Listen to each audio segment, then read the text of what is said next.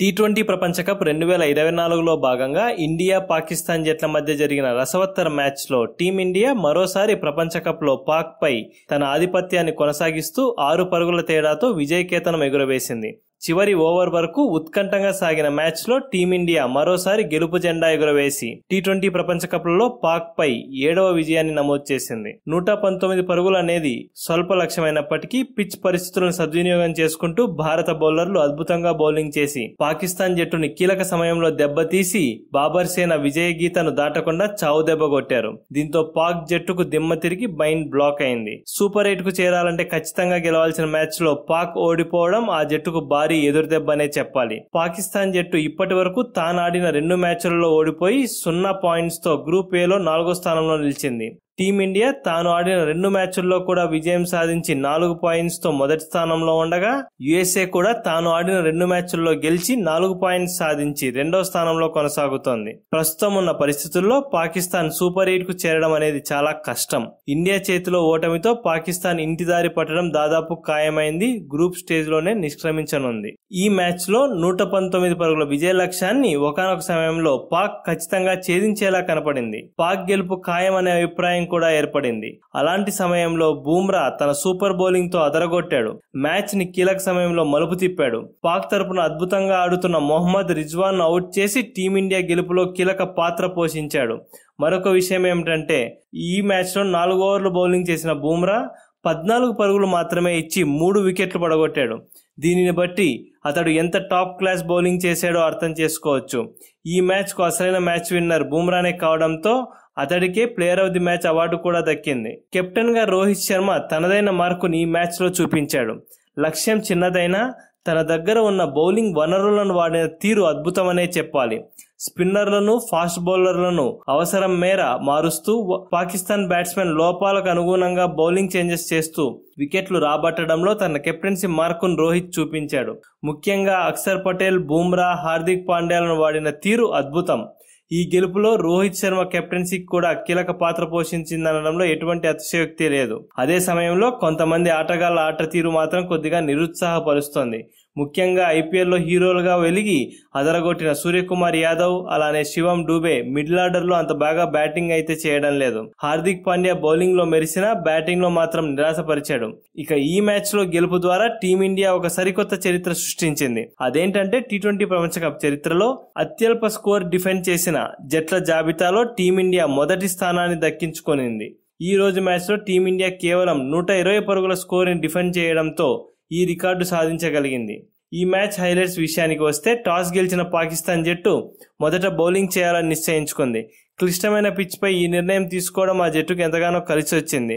పరిస్థితులను సద్వినియోగం చేసుకుంటూ పాకిస్తాన్ ఫాస్ట్ బౌలర్లు రెచ్చిపోయారు. ఫాస్ట్ బౌలర్ నసీం షా దెబ్బకు విరాట్ కోహ్లీ కేవలం 4 పరుగులు మాత్రమే చేసి అవుట్ అయ్యాడు. ఈ మ్యాచ్ లో ఎంతో కీలక పాత్ర పోషిస్తాడనుకున్న విరాట్ కోహ్లీ ఇంత తక్కువ స్కోర్ కి అవుట్ అవడం టీమిండియాకు పెద్ద ఎదురుదెబ్బగా మారింది.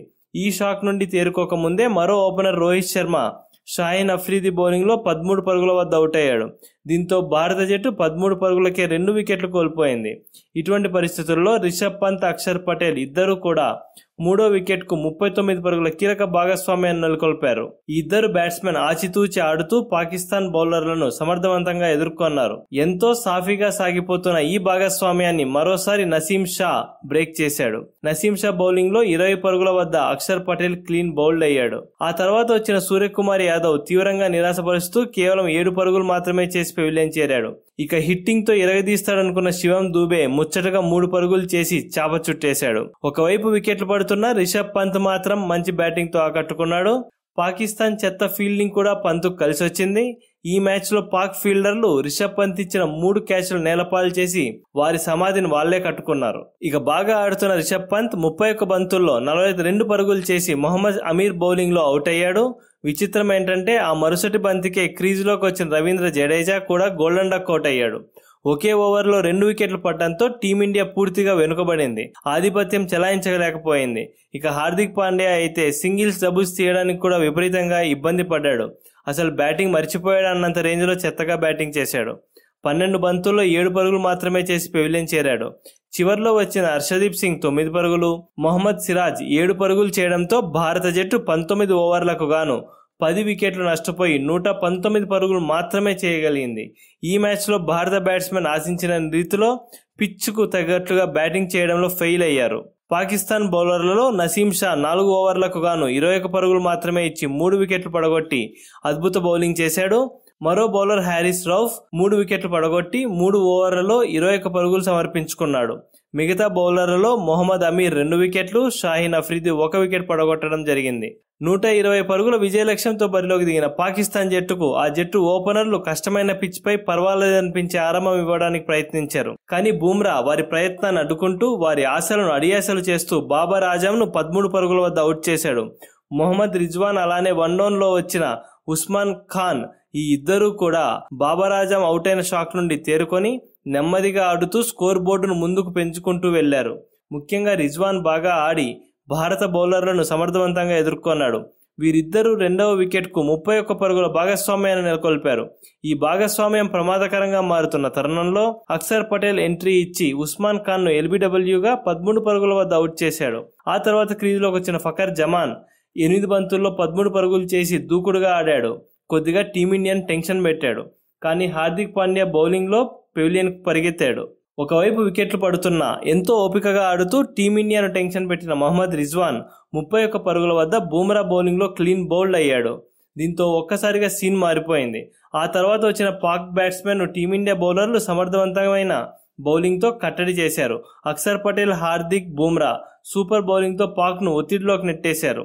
ఇదే క్రమంలో షాదాబ్ ఖాన్ ఒత్తిడిని జయించలేక 4 పరుగులు మాత్రమే చేసి అవుట్ అయ్యాడు.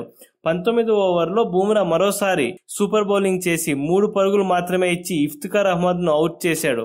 ఛేదించాల్సిన లక్ష్యం అంతకు మించి ఉండటంతో టీమిండియా 6 పరుగుల తేడాతో విజయ భేరి మోగించింది. పాక్ జట్టు 20 ఓవర్లకు గాను 7 వికెట్లు నష్టపోయి 119 పరుగులు చేసి ఓటమి పాలైంది. టీమిండియా బౌలర్లలో హార్దిక్ పాండ్యా 2 వికెట్లు పడగొట్టగా బూమ్రా 3 వికెట్లు పడగొట్టాడు. మిగతా బౌలర్లలో అక్షర్ పటేల్, హర్షదీప్ సింగ్ చెరొక వికెట్ దక్కించుకున్నారు. మొత్తానికి భారత జట్టు పాకిస్తాన్పై మరోసారి తన పైచేయి సాధించి పాక్ ప్రస్థానాన్ని ఈ ప్రపంచ కప్లో కంచికి చేర్చింది.